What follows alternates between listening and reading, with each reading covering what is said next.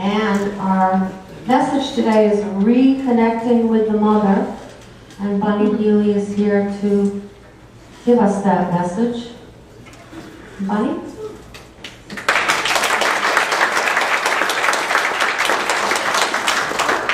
You sure look a lot scarier from this angle.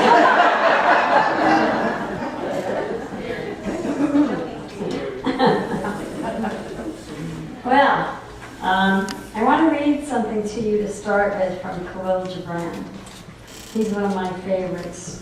And in thinking about, there's so many Mother Earth things, so many ways to look at it, and so many thoughts to think. And I tend to go towards the goddessy aspect of things anyway. So I found this from Khalil Gibran, and it surprised me because I thought I knew everything he ever wrote, and I didn't know this. It's entitled Earth. How beautiful you are, Earth, and how sublime. What wisdom in your obedience to the light, and what nobility in your submission to the sun. How seductive you are when veiled in shadow, and how radiant is your face beneath the mask of darkness. How crystalline your songs at dawn, and how marvelous are the praises sung at the hour of your twilight. How perfect you are, Earth, and how majestic. I have crossed your plains and climbed your mountains. I have gone down into your valleys and entered your caves. On the plains I have discovered your dreams. On the mountains I have admired your splendid presence. And in the valleys I have observed your tranquility. Among the rocks I have felt your firmness. In the caves I have touched your mysteries. You who are relaxed in your strength, haughty in your modesty, humble in your arrogance, gentle in your resistance, limpid in your secrets. I have crossed your seas, explored your rivers, and walked the banks of your streams. I have heard eternity speak through your ebb and flow, and the ages return the echoes of your melodies over your hillside. And I have heard life calling to itself in your mountain passes and along your valley slopes. You are the tongue and lips of eternity, the chords and fingers of eternity, and the thoughts and words of life. Your spring awoke me and led me toward your forests, where your breathing exhales in the distance its sweet perfume and spirals of incense.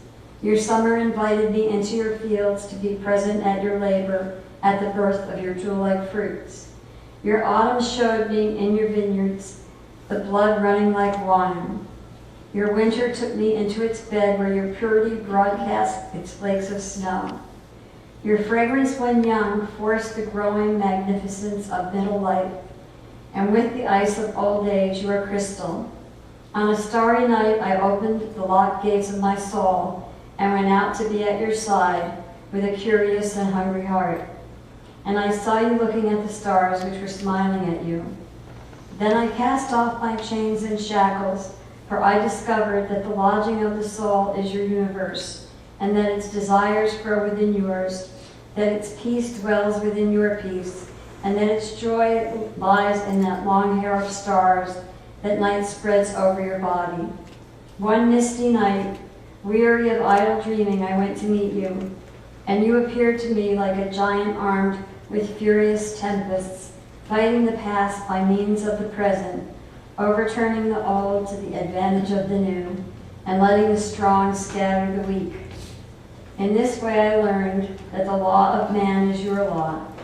I learned that he who does not break up his branches dried out by his own tempest will die of indifference, and he who does not rebel to make his own dead leaves fall will perish from indolence. Immense are your gifts, earth, and deep are your groans. Long, too, are the languishing of your heart for your children, who have been led astray by their greed on the path of their truth. We cry out to each other, and you smile. We go astray, and you pay the penalty for us. We soil things, and you sanctify. And we blaspheme, and you bless. We sleep without ever dreaming, and your dream is your eternal wakefulness. We speak to you while piercing your breasts with swords and lances, and you heal our wound like words. with the scented oil of your waters. We sow our bones and skulls in the palm of your hand, and you make willows and cypresses grow. We store our refuse and excrement within your caves, and you fill our attics and taverns. We disfigure you with our blood, and you wash our hands in the Eden River. We dissect your entrails in order to extract cannon and rockets from them. And from our bones you create the lily and dew. Earth, you are long-suffering and magnanimous. And the earth cries out to the soil, I am the womb and the sepulchre, and I remain thus until the stars fade away and the sun turns into ashes.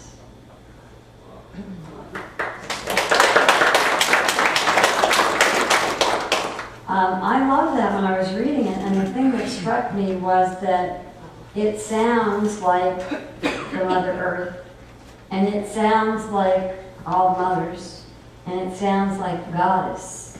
It's all, on every level, it strikes us. And in the early religions, long before there were Jesus and Buddha, there was the Goddess.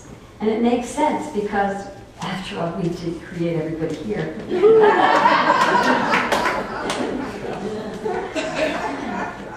But when I look at the inhabitants of Earth now, and I see, I think people are so wonderful, but I think we're so lacking in the simplest things and the things that the animals and every other being seems to have down pat. You know, we look at the instincts of others. We've talked many times here about how you can plant a seed and that the seed has the whole thing for everything it's supposed to do to become the tree or whatever fabulous plant it's going to be. And we look at, most of you have seen my little puppy, and she knows how to be a dog. You know, I mean, she doesn't know all the things I necessarily want her to learn, but she's perfectly good at being a dog. I have a picture that some of you have seen that I took of her the other day, and there was a little corner of sunlight from the skylight in my house, and she thought herself right in that corner in the light, you know, and I thought, you know, and cats know how to do that, dogs know how to do that, and people do. People do know how to, it's one of the instincts that we maintain, that we like the sunlight, we know how to sit in that corner. And I thought about how many other instincts do we have? You know, we're the only species that we've substituted technology for instincts. And I love technology, I'm not opposed to it. But if we don't have it, you know, when the sunspot is gone, when the sun moves and my skylight doesn't have that spot anymore, that little dog will know how to either stay out of the sunlight or go to the next spot. But when my computer breaks down, I don't know what to do next. You know, we don't know how to live. We have created so many wonderful things like clothes and houses and all these things that we need them to live. And then we've expanded on them so much, you know, that it's very hard to tell which things we need and which things we don't need. And it's hard to tell how much of the things, you know, I have to have clothing because it gets cold. Well, it gets hot too. So the reverse of that would be, I don't have to have clothing. But I do, because we've made up all kinds of rules and conventions, and if I take off my clothes just because it's 90 degrees out, it's not gonna fly. So then we've got culture on top of all the things that we've added. You know, we've added the things that we need to live with, and then we've improved on all the things we need to live with.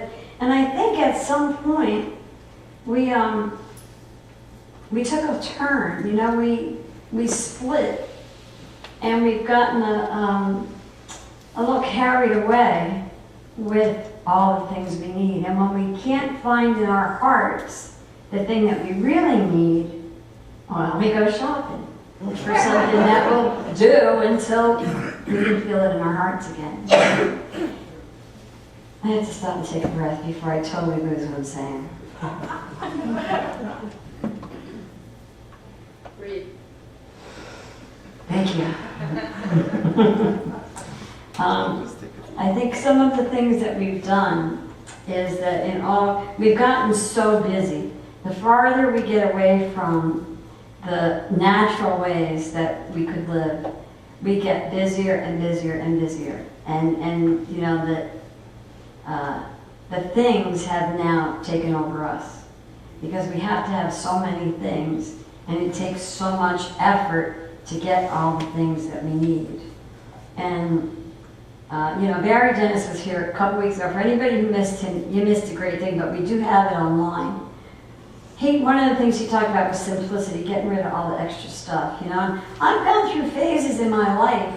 You know, one of the things Barry talked about was these people in Africa and how they could do this and that, even without electricity.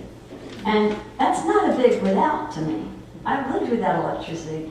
And when you're set up for it, it's not a hardship to live without electricity, especially when you have friends and neighbors who have electricity. But it's what we're set up for, you know. We're not used to having a simple life. So when we have all these things, it's really hard to decide what things are necessary, and it makes it really hard to connect. You know, people connect with things like who's driving the best car, and this will make me happy, and that bigger thing will make me happy. And I've gone through phases of no electricity, and I've gone through phases of a better car will do it for me, you know. And I always come back to the simple stuff. It's like, we need to live here, which has gotten really complicated anyway. But what I've found is that the simpler I can make it, the more ways I can connect to the earth, the better I do, you know. And the earth is in hurting shape. I don't know that we'll really ruin it. I think we might get evicted first, and the earth might be fine. But it may not be fun if we keep up in the way that we're going, you know. And to me, the fun, I don't really care about the future. I care about feeling good today. You know, I've gotten into that here and now enough to know that I need to fix whatever I'm going to fix now. I need to fix it today.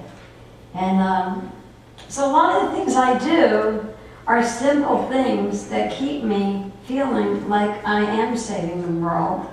You know, one dyed piece of fabric at a time.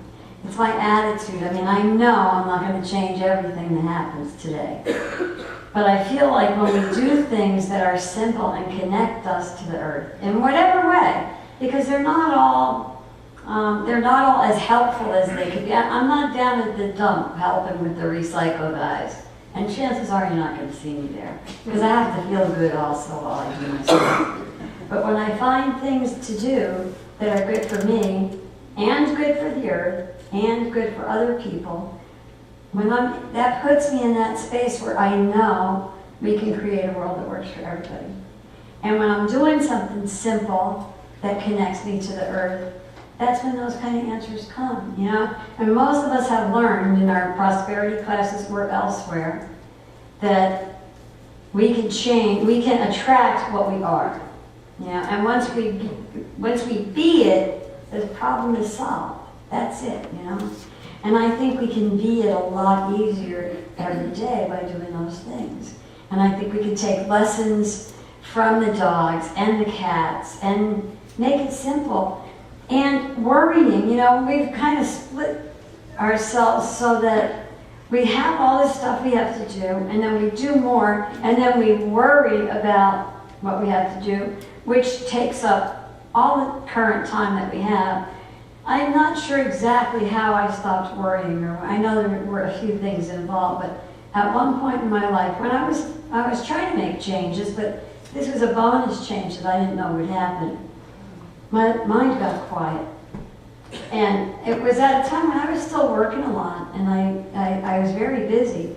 But just having that change of not worrying about things was like being on vacation. It just like cleared out in there, you know? And there was so much in there, I couldn't believe it. It was like a carnival in my head all the time. And when that stopped, a full-time job was nothing. You know, taking care of my kids was nothing. It was like, oh my God, it's so easy with all this stuff cleared out, you know?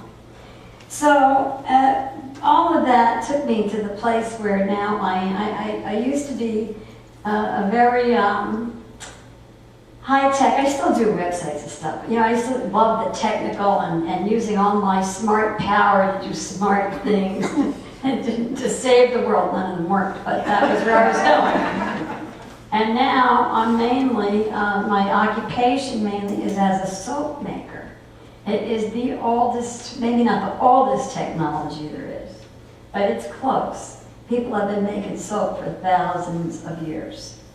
And what a trip that is. You know, what started it for me, I did it many years ago. I lived in a spiritual community and we raised pigs and we butchered a pig and it was the whole back to nature and we're not going to waste anything. And so I figured out how to make soap from lard. And then I did olive oil soap. And then a couple of years ago, Bunni did her vegan class here and somebody mentioned vegan soap. And I had to stop and think about what that was. And of course, it's Castile soap. Olive oil is one of the oldest soap making elements too. And I said, I'm going to do that right now. So about 15 months later, I put together a batch of olive oil soap. And the feeling in doing it was like a prayer, you know, because it was a really simple, connecting myself with simple things that work in a simple way. And soap is kind of a magic, I'm not going to go off on my whole soap routine for you, but soap is kind of a magical thing, and we don't realize what you can do with soap because we've been so marketed to get rid of it, to buy a separate thing for each, you know, each thing we want to clean, we need a different cleaning thing for it. But there was a real, it's like some people get this cooking too, or gardening. When you garden, you get in that place where you're touching a point of the earth that's simple and sensible, and you feel yourself, and you feel other people, and then you don't worry, and then when that happens, you like everybody. And when you like everybody, you can do stuff for people, and they don't annoy you nearly as much as they do. They like you. And that's right, they like you. And when everybody's not annoying each other with all this nonsense, we have such a good time. And then even when you stop making the soap or get out of the garden or do whatever it is, you still have that like residue of liking yourself and others and what's going on. So all of that you can do by planting a flower, making a bar of soap. How can you beat that? See God in these simple things, you know. So I don't know what else I had written here, but that's the main force of what I had to say today. The workshop I'm going to do is talking about ways that we can make our houses a little more eco-friendly, but it's not about we have to save the planet, okay? Because I did that for years, but we have to save the planet. It wasn't fun. I wasn't having any fun on the planet I was trying to save. And I am way too self-centered for that.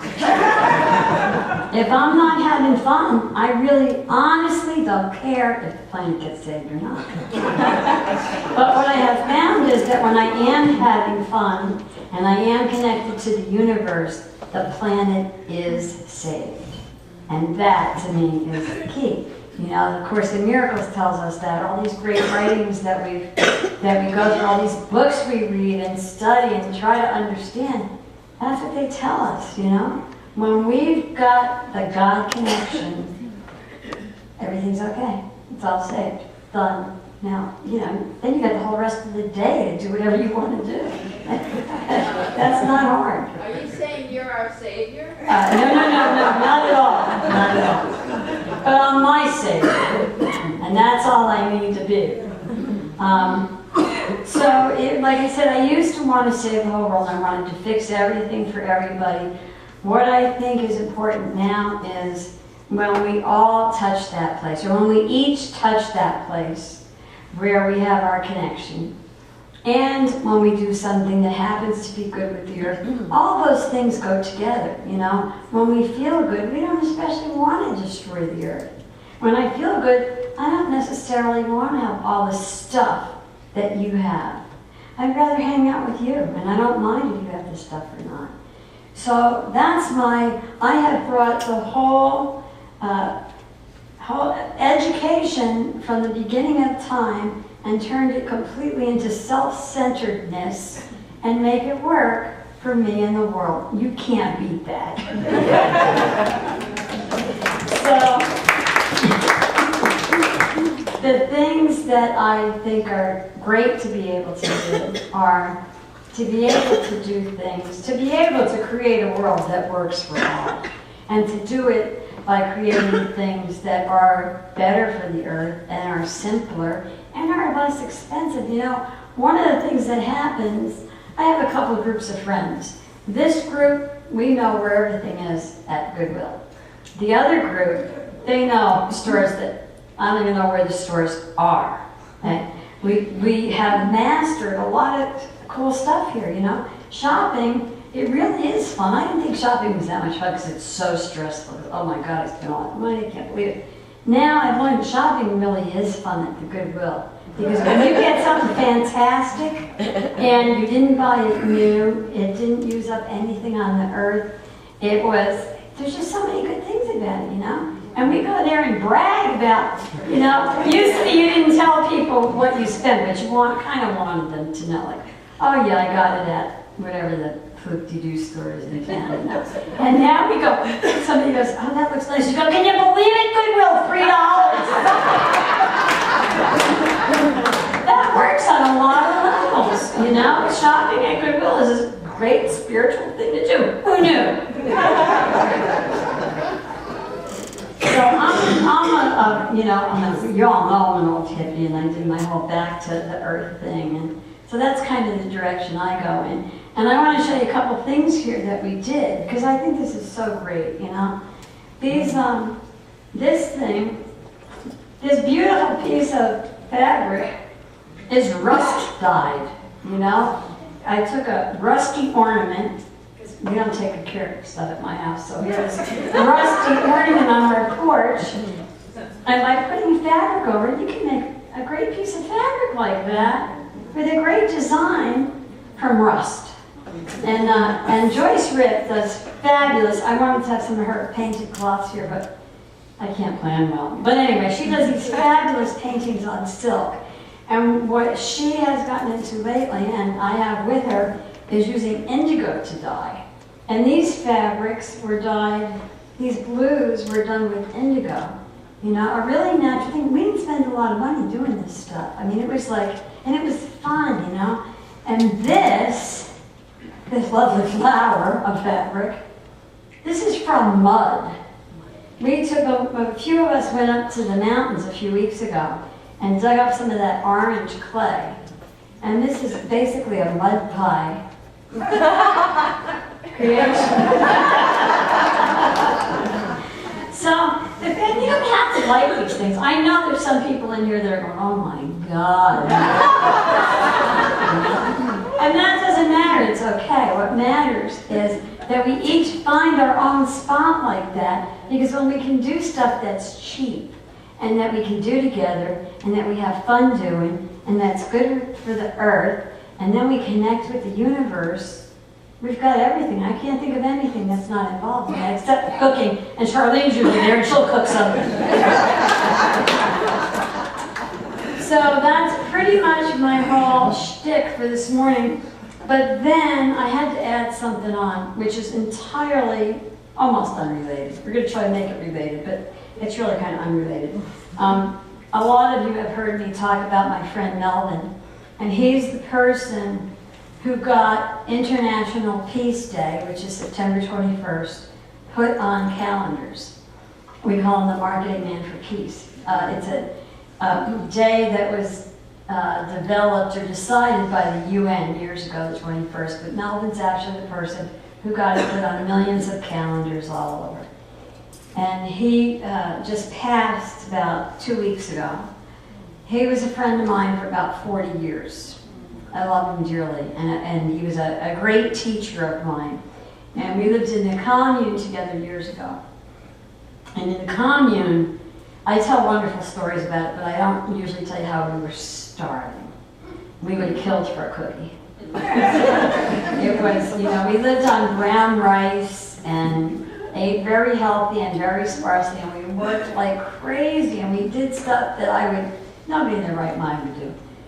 Really hard work, we'd go and pick apples for 2 days and bring home bushels of apples for payment, and we did all this stuff, and we did all of it pretty much without money, because nobody had any.